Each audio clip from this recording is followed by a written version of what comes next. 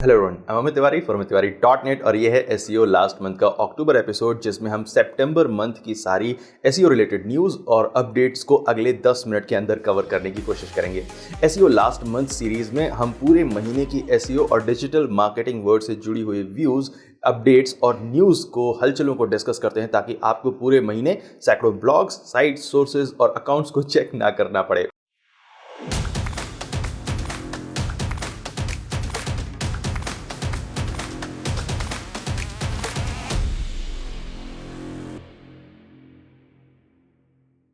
पहली खबर है माइक्रोसॉफ्ट बिंग से। माइक्रोसॉफ्ट बिंग ने कंटेंट सबमिशन एपीआई को सभी के लिए ओपन कर दिया है। मई 2021 में इस एपीआई को बीटा में लॉन्च किया गया था। बिंग की इस कंटेंट सबमिशन एपीआई को यूज करके आप अपनी वेबसाइट में होने वाले चेंजेस के बारे में बिंग को तुरंत इन्फॉर्म कर सकते हैं। कंटेंट सबमिशन एपीआई के अलावा बिंग की एक यूआरएल सबमिशन एपीआई भी अवेलेबल है, आप जैसे होनहार वेबमास्टर्स और एसईओस के लिए।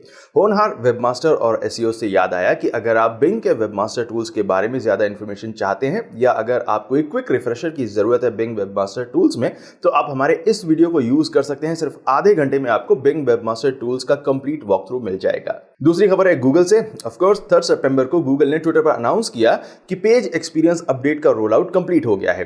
पेज एक्सपीरियंस अपडेट का रोल आउट शुरू हुआ था 15 जून को और इसे अगस्त के एंड तक खत्म होना था, but it took a few more days.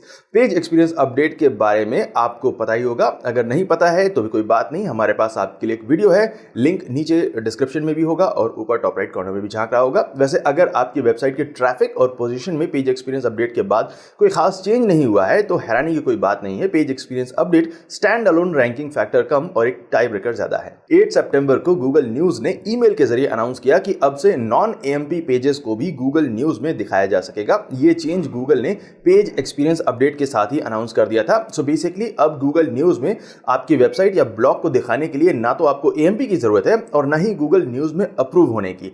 सबके लिए खुला मैदान हो चुका है। वैसे एएमपी के यूज के बारे में अगर आपको मेरे व्यूज सुनने हैं, जानने हैं, तो आप इस वीडियो को देख सकते हैं। 8 सितंबर को ही माइक्रोसॉफ्ट एड्स ने अनाउंस किया कि अब से एडवर्टाइजर्स को एक ऑप्टिमाइजेशन स्कोर दिखाया जाएगा जो एडवर्टाइजर्स को उनके अकाउंट को ऑप्टिमाइज करने में गाइड करेगा, उनकी हेल्प करेगा माइक्रोसॉफ्ट एड्स प्लेटफॉर्म को सही से यूज करने में और एड बजट को सही से स्पेंड करने में। इसके अलावा माइक्रोसॉफ्ट आपको अपने अकाउंट को ऑप्टिमाइज करने के टिप्स भी देगा, खास आपके अकाउंट की सेटिंग्स के हिसाब से। ऑप्टिमाइजेशन स्कोर अकाउंट और कैंपेन दोनों लेवल्स पर अवेलेबल होगा। नाउ माइक्रोसॉफ्ट एड्स ने बैटिंग कर ली है तो अब गूगल एड्स को भी खिलाना पड़ेगा। 9 सितंबर को गूगल एड्स ने अनाउंस किया कि अब से गूगल एड्स में उन कीवर्ड्स की भी रिपोर्ट आपको मिलेगी जिनको इंप्रेशन तो मिले हैं लेकिन क्लिक्स नहीं मिले हैं। ये डाटा स्टैंडर्ड सर्च एड्स और डायनामिक सर्च एड्स के लिए अवेलेबल होगा। ये चेंज ऑलरेडी इफेक्ट में आ चुका है और आपको 1 फरवरी 2021 से जो भी इंप्रेशंस आपके स्टैंडर्ड सर्च एड्स और डायनामिक सर्च एड्स को मिले हैं उसका डाटा गूगल एड्स में दिखाई देगा। इसके बाद की खबर है गूगल से ही। 14 सितंबर को गूगल ने अनाउंस किया कि गूगल मर्चेंट सेंटर में जो फ्री प्रोडक्ट लिस्टिंग्स हैं उनमें अब से यूनिक प्रोडक्ट आइडेंटिफायर का होना कंपलसरी होगा। गूगल प्रोडक्ट आइडेंटिफायर्स में G10 और MPN नंबर्स को एक्सेप्ट करेगा। ये रिक्वायरमेंट गूगल ने 15 सितंबर से ही लागू कर दी है। 15 सितंबर से अगर आपकी प्रोडक्ट फीड में G10 या MPN नहीं है तो आपके प्रोडक्ट्स डिसअप्रूव हो सकते हैं। पिछले साल गूगल ने एक बड़ा चेंज करते हुए शॉपिंग रिजल्ट्स में भी फ्री प्रोडक्ट्स को दिखाना शुरू कर दिया था। ऑब्वियसली हमने एक वीडियो में इस पूरी प्रोसेस को स्टेप बाय स्टेप दिखाया था कि कैसे आप अपने प्रोडक्ट्स को इस शॉपिंग फीड में बिना एड रन किए दिखा सकते हैं, कैसे अपने प्रोडक्ट्स को फ्री में गूगल पर एडवर्टाइज कर सकते हैं। इस वीडियो का लिंक अभी आपको टॉप राइट कॉर्नर में दिखाई दे रहा होगा और इस वीडियो के डिस्क्रिप्शन में भी मिलेगा। 15 सितंबर को ही गूगल एड्स ने अनाउंस किया कि अब से स्टैंडर्ड डिस्प्ले कैंपेन्स और स्मार्ट डिस्प्ले कैंपेन्स को वो मर्ज कर देगा और एक ही ऑप्शन में दिखाएगा। गूगल एक एक करके इतने सारे मैनुअल ऑप्शंस को ऑटोमेट कर देगा कि मैनुअल की स्पेलिंग भी ए से शुरू होने लगेगी। इस नए डिस्प्ले कैंपेन टाइप में आप कैंपेन को सेटअप करते वक्त डिसाइड कर सकते हैं कि कैंपेन के किस किस पार्ट को आप ऑटोमेट करना चाहते हैं। 17 सितंबर को गूगल ने एक ब्लॉग पोस्ट के जरिए अपनी नई टाइटल टैग जनरेशन पॉलिसी को और ज्यादा डिटेल में एक्सप्लेन किया। इस पोस्ट में जो ढेर सारी इंफॉर्मेशन गूगल ने शेयर की है उसमें सबसे पहली चीज है कि गूगल ने 80 से बढ़ाकर 87% वेबसाइट्स में वेबसाइट के अपने टाइटल टैग को यूज करना शुरू कर दिया है। वैसे ये डाटा गूगल का अपना है बट मुझे इतना एक्यूरेट नहीं लग रहा है। मेरे हिसाब से एटलीस्ट 50% साइट्स में गूगल टाइटल्स को चेंज चेंज कर रहा है।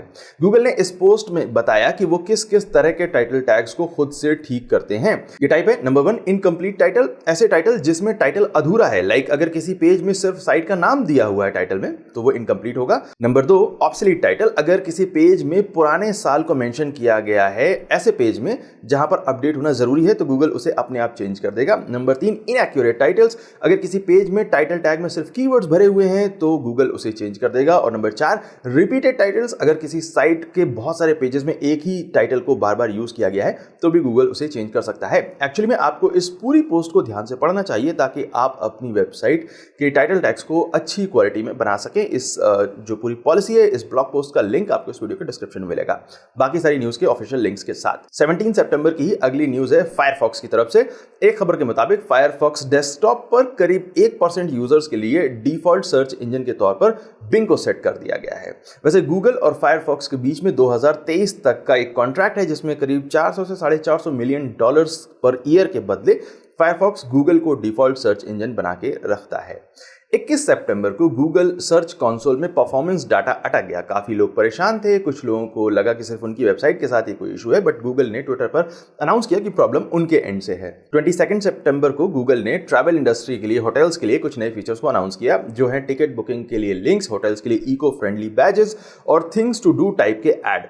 नाउ गूगल इन चेंजेस को ट्रैवल इंडस्ट्री के लिए उनका एहसान समझ के पेश करेगा, but even today Google hotel industry के लिए बेहद अनफेयर है। होटल्स उन इंडस्ट्रीज में से हैं जो कोविड में बहुत बुरी तरीके से इफेक्ट हुई, लेकिन आज भी गूगल माई बिजनेस लिस्टिंग्स के थ्रू होटल्स बिजनेस जनरेट इतनी आसानी से नहीं कर सकते हैं जितनी आसानी से बाकी सारे बिजनेस कर सकते हैं। अगली खबर है माइक्रोसॉफ्ट एड्स से। 23 सितंबर को माइक्रोसॉफ्ट एड्स ने पर्पस एट्रीब्यूट्स लॉन्च किए जो बिजनेसेस को अपने बिजनेस की स्पेशलिटीज को दिखाने में हेल्प करते हैं। 4 categories inclusion, environmental, community and social responsibility और एक्सेसिबिलिटी में टोटल 32 एट्रीब्यूट्स को बिजनेसेस सिलेक्ट कर सकते हैं जो उनके एड्स के साथ इस तरह से दिखाई देंगे। I love this idea. ये एट्रीब्यूट्स कैंपेन लेवल पर सेट किए जा सकते हैं और इन्हें कैंपेन सेक्शन में सेटिंग्स टैब में जाकर बिजनेस एट्रीब्यूट सेक्शन में आप सेट कर सकते हैं। आप एक बार में एक कैंपेन के लिए एक से ज्यादा एट्रीब्यूट्स को भी सिलेक्ट कर सकते हैं। 27 सितंबर को गूगल एड्स ने कन्वर्जन ट्रैकिंग के डीडीए मॉडल को अनाउंस किया। डीडीए यानी कि डाटा ड्रिवन एट्रीब्यूट। अभी फिलहाल गूगल एड्स आपके एड्स के कन्वर्जन को लास्ट क्लिक के बेस पर ट्रैक करता है, लेकिन प्राइवेसी फोकस जमाने में अब Google data driven attribute models को यूज करेगा। सो गूगल एड्स यूजर के क्लिक को ट्रैक नहीं करेगा बल्कि इस बात को ट्रैक करेगा कि अलग अलग यूजर्स सर्च पेज पर किन किन एलिमेंट्स के साथ इंटरैक्ट करते हैं और फिर कन्वर्ट हो रहे यूजर्स और कन्वर्ट ना हो रहे यूजर्स के पैटर्न के बीच में डिफरेंस को देखकर कन्वर्जन को ट्रैक करेगा। नाउ अगर ये सब आपके सिर के ऊपर से जा रहा है तो डोंट वरी, आपके समझने की चीज भी नहीं है, बल्कि कई सिस्टम्स की तरह ये सारा गणित भी मशीन लर्निंग सिस्टम्स लगाएंगे। गूगल एड्स के मुताबिक इस नई टेक्नोलॉजी का फायदा ये होगा कि आपको सिर्फ कन्वर्जन के बारे में इंफॉर्मेशन नहीं मिलेगी बल्कि ये भी पता लगेगा कि किस एड ग्रुप, कैंपेन और कीवर्ड से आपको ज्यादा कन्वर्जन मिल रहा है ताकि आप अपने कैंपेन को बेटर तरीके से ऑप्टिमाइज कर सकें। 28 सितंबर को गूगल ने ई कॉमर्स वेबसाइट्स के लिए काफी सारी नई इंफॉर्मेशन रिलीज की। ये इंफॉर्मेशन काफी अलग अलग टाइप के हैं, लाइक किसी ई कॉमर्स वेबसाइट के प्रोडक्ट्स गूगल में कहां दिखाए जा सकते हैं, प्रोडक्ट्स का डाटा गूगल के साथ कैसे शेयर किया जाए। ई कॉमर्स वेबसाइट्स के लिए स्ट्रक्चर डाटा के बारे में इंफॉर्मेशन है, साथ ही में URL structure, pagination, infinite scrolling जैसे इश्यूज को भी कवर किया गया है। ये काफी डिटेल्ड और काफी यूजफुल कंटेंट है जिसे आप इस पेज पर जाकर पढ़ सकते हैं, आपको पढ़ना चाहिए। हमने अभी तक इस कंटेंट को किसी वीडियो में कवर नहीं किया है बिकॉज इसे गूगल ने सर्च ऑन इवेंट के ठीक एक दिन पहले ही पब्लिश किया था और दूसरे दिन हम सर्च ऑन इवेंट के कवरेज में बिजी हो गए थे। सो अगर आपको लगता है कि आपको इस पूरे कंटेंट को समझने के लिए डेडिकेटेड वीडियो की जरूरत है तो आप कमेंट्स में बता सकते हैं, हम इसे कवर करेंगे। 29 सितंबर को गूगल ने सर्च ऑन इवेंट किया। करीब 40 से 45 मिनट का ये वीडियो यूट्यूब पर प्रीमियर हुआ जिसमें प्रभाकरन राघवन, पांडु नायक और कुछ और गूगल वाइस प्रेसिडेंट्स ने गूगल के आने वाले फीचर्स के बारे में जानकारी दी। पिछले साल के सर्च ऑन इवेंट में जहां गूगल ने काफी अलग अलग टॉपिक्स के बारे में इंफॉर्मेशन दी थी, वहीं इस साल का सर्च ऑन इवेंट इसका फोकस ई कॉमर्स वेबसाइट और प्राइवेसी के ऊपर ज्यादा था। एक खास इनोवेशन MUM यानी कि मल्टी टास्क यूनिफाइड मॉडल पर बेस्ड है। गूगल अपने मम सिस्टम को गूगल लेंस के साथ इंटीग्रेट करके काफी सारे फीचर्स और फंक्शंस को लॉन्च करने जा रहा है। लाइक आप जल्दी ही किसी भी सर्च के लिए इमेज और टेक्स्ट दोनों को यूज कर पाएंगे।